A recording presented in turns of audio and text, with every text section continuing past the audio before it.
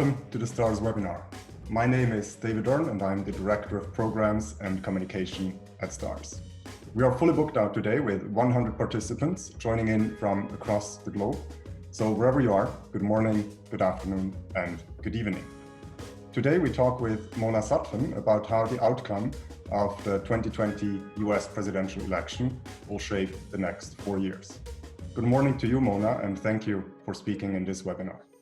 Thanks, David. Great to be with everyone. Thanks for inviting me to participate. Getting used to these now online. I'm sure you do. Yeah. For those of you who don't know Mona yet, let me just say that Mona has over 20 years of experience in advising multinational corporate, philanthropic, and institutional investors on the intersection of geopolitics, policy, and markets. From 2009 to 2011, Mona served as the White House Deputy Chief of Staff for Policy for President Obama. Mona is currently a senior advisor at the Bistra Group, a PE firm, a private equity firm, and she previously worked with Macro Advisory Partners as well as UBS. Most importantly, however, from my perspective at least, Mona is also a member of the STARS International Board. We now have 30 minutes to discuss with Mona. I will take the privilege to ask the first couple questions to get the discussion going. In the meantime, if you have any questions for Mona, please use the Q&A feature below to type in your question, and we'll try to get as many answers as possible. So let's start with the elephant in the room, COVID-19. How does the pandemic affect the outcome of the election? And under these very special circumstances, who do you think is more likely to win, Trump or Biden? I learned a long time ago not to guess on elections, so I'm not going to say who I think is going to win.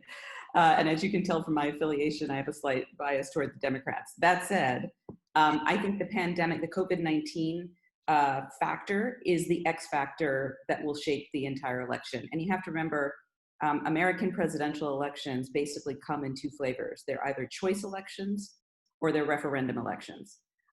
The last cycle, 2016, was obviously a choice election because you literally are choosing from two people. Re-elections typically are referendum elections. Are we rehiring this person who's been running the country up until this point? And as you see, if you think about the tussle back and forth between the Trump campaign and the Biden campaign, it will be about whether or not the Trump folks will try to make it a choice election. The Biden people will try to make it a referendum election. And obviously the pandemic has thrown a monkey wrench into the scenario in terms of the economy and some of the other things the Trump people were planning on running on. So if I were sitting in both campaigns right now, I'd say I like the baseline contours of this election if you're a Democrat at this point. But as you can tell, it's completely up in the air, and you have to ask me, where do you think things stand with COVID-19 in October? And then I can tell you whether or not I think is it going to hold this way or not, right? So, and a lot, of course, has to do with the trajectory of the economy. And I think all the macroeconomists are just completely confused because we don't have any model to show us where this is likely to go. So let's have a look then at the two options or the two scenarios and what they would mean for the next 4 years. Let's start with Trump. What would you expect from a second Trump term? I mean, more tax cuts, more deregulation, more trade wars. Yeah. So if it's helpful, maybe what I'll do is just talk a little bit about areas of convergence and divergence, because I get this question a lot, and I think it's the clearest way to describe it is where's there overlap between where a Biden administration and a Trump administration, they're not going to be 100% aligned, but where they're going to be more aligned, and then places where you're going to see really stark changes, if that's okay. Does that make sense? Yes, okay, so in terms of areas of convergence, I would say, surprisingly, I think for some people, trade, I think, will be similar. I don't think that the Biden people would be as enamored with tariffs as the Trump administration, but the general idea that there would be less opening when it comes to trade versus a more ambitious multilateral trade agenda, I think the Biden and Trump teams would be similarly aligned on that. And some of that's the politics and where we are in the cycle and what's going on in the macroeconomy. Second is the USChina relationship. I tell everybody all the time, had Hillary Clinton been elected, I think we would have been kind of in the same place with the US-China relationship today as the Trump administration. She would have approached it differently, different tools, different approach, but I think the contentiousness in the relationship, it was almost inevitable that we were going to head in this path, and I don't think that's going to end anytime soon. And arguably, it could actually be worse with the Biden team. Third is a real interest that because Biden has spent so much of his career focused on the industrial heartland, Pennsylvania, Michigan, Ohio, and very similarly, Trump is inclined toward that as well. They're very focused on union, manufacturing jobs, the industrial heartland, that kind of thing. So as opposed to people like Obama was really focused on tech and new industries, some people are focused more on rural and agricultural issues. I think they actually have an alignment in terms of their focus when it comes to growing the economy, let's say, out of this COVID-19 pandemic. Interestingly, I think traditional energy, I'll get to climate change in a minute, traditional energy, I think, is a place where I don't think there's going to be as much divergence as people think, meaning there will be some climate change related the traditional oil and gas industry, probably not as much as people are anticipating if Biden were to win. And then on immigration, you'll see some of the more stark edges of what the Trump administration has done fall by the wayside. But I don't think we're going to see a significant difference in the approach toward immigration, or like a major push on that legislatively. And then finally, I think there's very, very strong bipartisan support across the board to invest in healthcare infrastructure, the supply chains domestically that have been exposed for how weak they are in America. That is the pharmaceutical supply chain, PPE production, when we get to the point where we have a vaccine, all of those kind of implements, but also the food supply chain, which has proven to be incredibly weak in this crisis. I think all of that, there's a really strong interest in spending money to shore that up. And so that's all the areas of of convergence. The divergence, I think, come in three flavors. Climate change. You're going to see a massive shift, obviously, back into Paris or Paris Plus, some initiative that's global. You will definitely see policy that is encouraging of renewables in the United States, potentially nationally, but also even just at a state level, and encouragement in that regard. I think you're going to see some bans on drilling, for example, and federal lands, a massive push on the regulatory front on methane and emissions. So I think all of that's going to come back into play. And I think it'll be Obama plus. They'll be looking to do much more than where the Obama administration stopped. Second is healthcare. You're going to see already, obviously, with employment, you have a lot of people struggling to get access to healthcare. I think you're going to end up with less employer-based health insurance in the United States as a result of this crisis, and people will be moving to the exchanges that the Obama administration set up. And for the first time since the law was passed, you're going to have a little bit more running room on the regulatory side to change the rules to make it easier to get onto those exchanges. And I think you're going to see a shoring up of that system. Interestingly, you have hospitals, insurance companies who were not that thrilled with Obamacare at the beginning, now very thinking that this is the way forward that the United States should move toward, and would love to have some regulatory certainty. So I think you'll see a lot of action there. And then finally, when it comes to fiscal policy, yes, the Trump people, if they get reelected, they will be focused on a mix of infrastructure spending as well as stimulus in the form of tax cuts. I think Democrats are basically done with tax cuts, right? They will be more inclined, if anything, to raise taxes to pay for some of the bigger infrastructure ideas that they have. You already mentioned the US-China relationship, and you said that under Biden, it could get even worse. The relationship could deteriorate even further. Can you elaborate on that? Yeah, so I think because the flashpoint, when you think about it, there are two flashpoints when it comes to the US-China relationship. One, I would say, is the rules of the road, let's just say, of the cat and mouse game that goes on in terms of trade policy. And this is in traditional supply chains, right? And Switzerland, Europe, any trading partner with China has seen this over the years, where there's all kinds of attempts to skirt the rules. Yes, in theory, the China market is open for foreign participation, but only to a certain extent. You can only get a certain percentage of market share, whether you want it or not. And so the relationship, it's been contentious because people feel like, yes, you're in the trading, open multilateral trading regime, but you're kind of not really in it and you're not playing by the rules. So there's a very strong, I think, impulse by traditional industry to hold the Chinese accountable for making their market access real. And that's been bubbling for 20 years, basically, since everybody started to gain access to China. But the new feature here has to do with intellectual property and all the new industries that are emerging, and the emerging competition when it comes to those technologies. So as many people know, the Chinese are launching, they have their own 5G, they have their own GPS they're launching, they're doing their own, they're moving heavily into robotics and biotech and all of these fields that the US, nanotech, that the US sees as one of its innovation edges. And we've had this big fight about intellectual property theft and the like. So the net of that means that the old economy and the new economy in the United States are all in a kind of, I would say, negative to hostile posture toward the Chinese.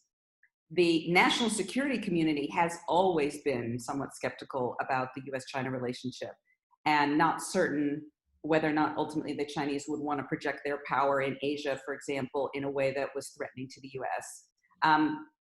And obviously, when it comes to human rights and the democracy agenda, that's always been a source of tension. So there's nobody left in America who's a pro-China person. Literally, like there's nobody who will get on television and say, this relationship is super important and we have to do everything we can to save it because, of course, we're tied together at the hip when it comes to the global economy.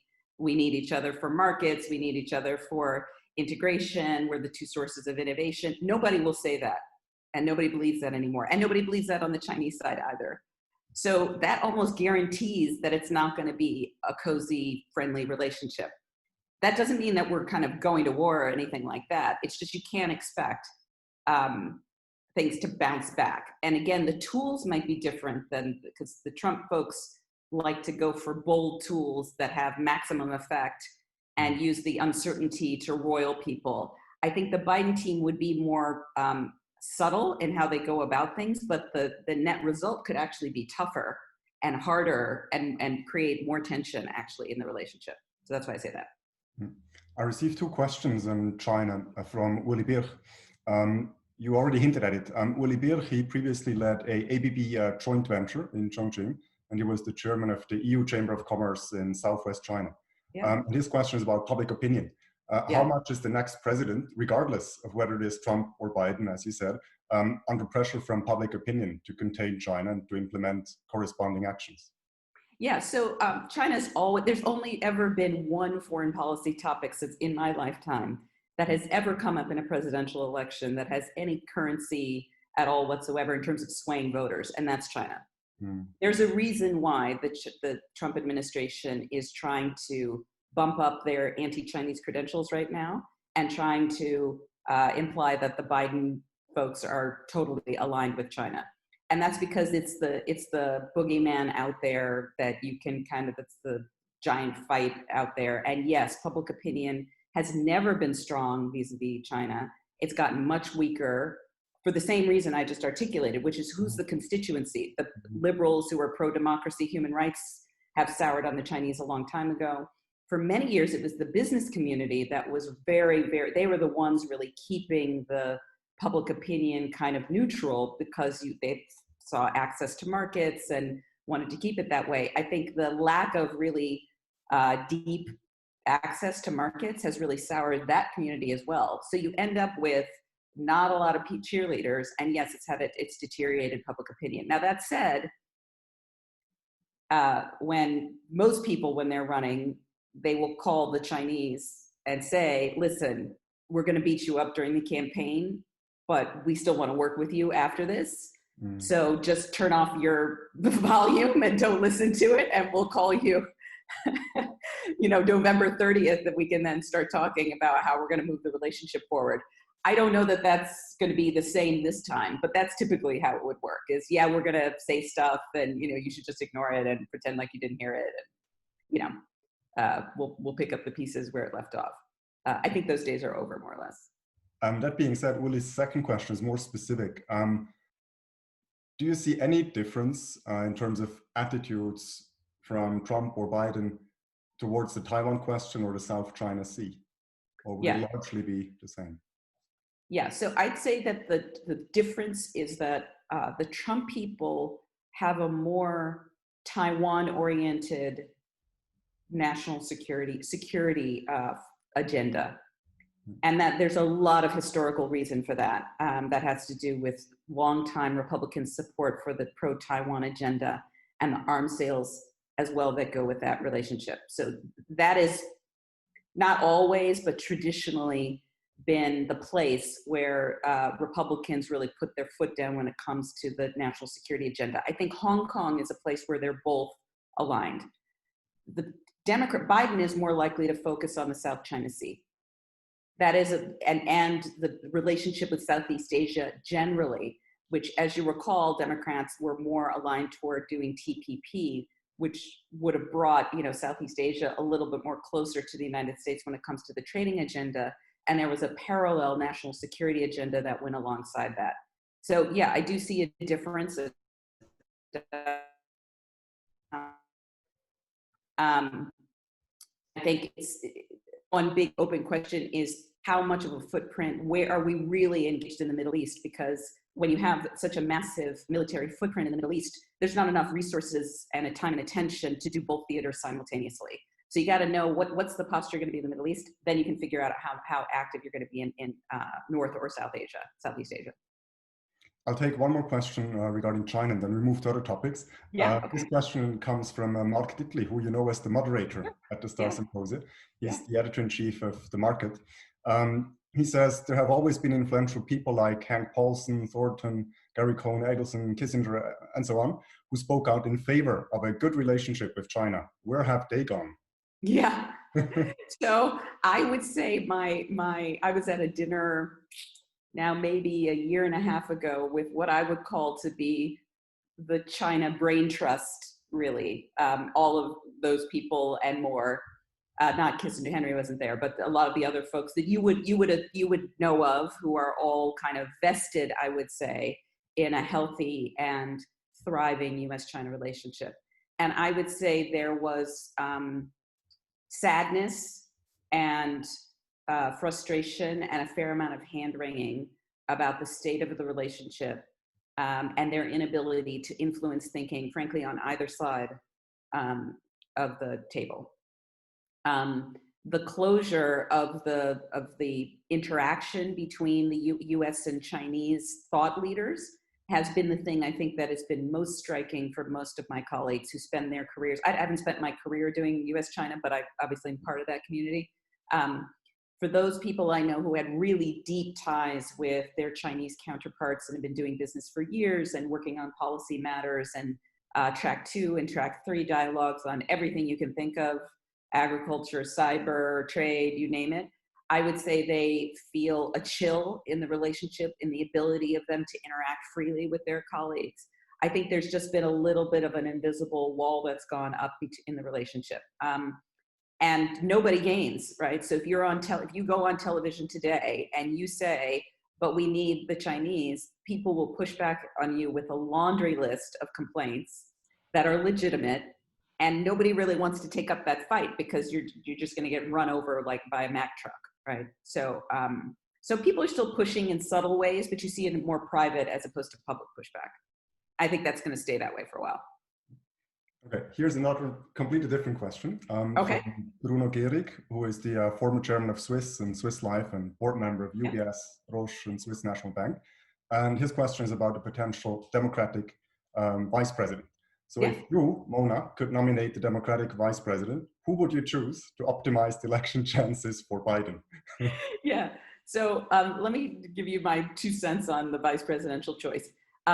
This is not a sentimental choice, typically, as many people know. This is probably the most mathematically driven choice of anything. And of all the people, Joe Biden knows exactly what the vice presidential role is, obviously. So a couple things. One, you have to get through vetting. Vetting for the vice presidential race is the toughest thing that you could ever do in your entire life. You can get dinged because you wore plaid pants and polka dotted socks. You can get dinged for all kinds of reasons, even if you're an elected official. And in some respects, elected officials actually have even more trouble getting vetted. So, so with that said, I think a lot of this will be based on where they think the vulnerabilities really are. Is it with African-American women who are the stalwarts of the party and turnout related to that? Or is it really suburban women who have moved significantly toward the Democrats since the election of Trump, but live in Republican households typically? So that's the big question in the minds of the campaign. Which group is it that we need to shore up the most?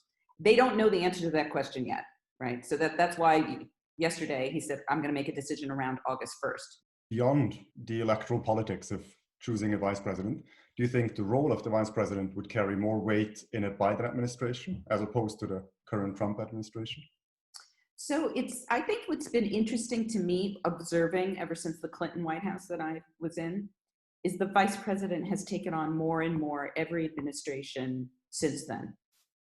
And I think it's because the scope of activity is just so broad. It's just very difficult for one person to manage every single thing that's coming in over the transom. The world is just much more complicated. The issues are more difficult to deal with. I think Pence has a lot of policy territory that he covers. He doesn't get as much public attention for it, but he's actually doing a lot of work. So the question is, do I think they're going to be doing a lot? Yes, I think whoever the vice president is will take on a lot of territory. How public that is a different matter. I suspect that Biden will be totally comfortable with giving the vice president swaths of policy, like to be responsible for, kind of the way Obama did, right? Which is, you're in charge of the Stimulus Recovery Act, you're in charge of this, and he might go off and run it entirely. That's why the one threshold is, do you feel like the person who's vice president, do they have a complementary skill set that's going to help you govern, right? At the end of the day, are they bringing something in terms of how they might operate, or what they know, or what they bring to the table to be able to function helpfully in getting things done? The next question comes from Tony, our chairman, and he would like to know about Europe. Do you see any difference in terms of what you would expect in the next 4 years under Trump or Biden in terms of policy towards Europe? Yeah, well, as you know, I think you know that Biden has a long history vis-a-vis Eastern Europe.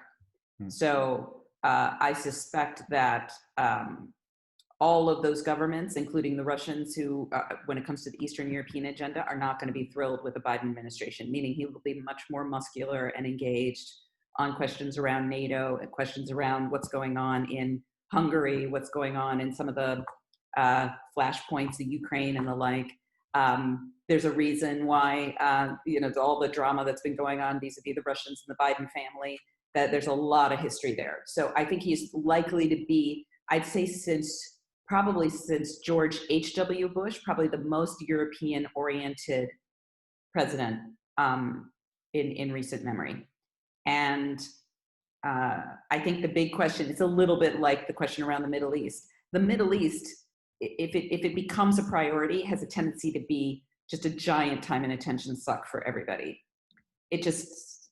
As everybody knows, it's super complicated. It requires tons of time and energy on the diplomatic front.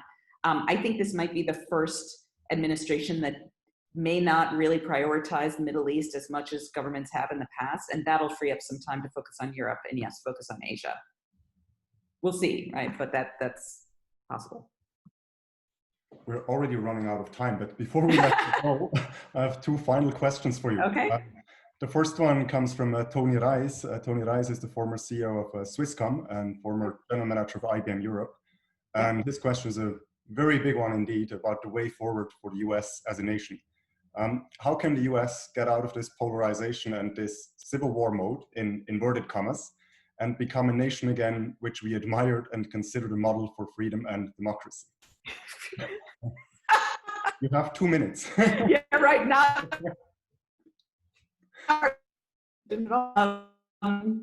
So I'm a little bit in the silver lining bucket as a result of what's gone on with the Trump administration. And we'll see how it plays out in the election, obviously. But I watch the polling and attitudes a lot.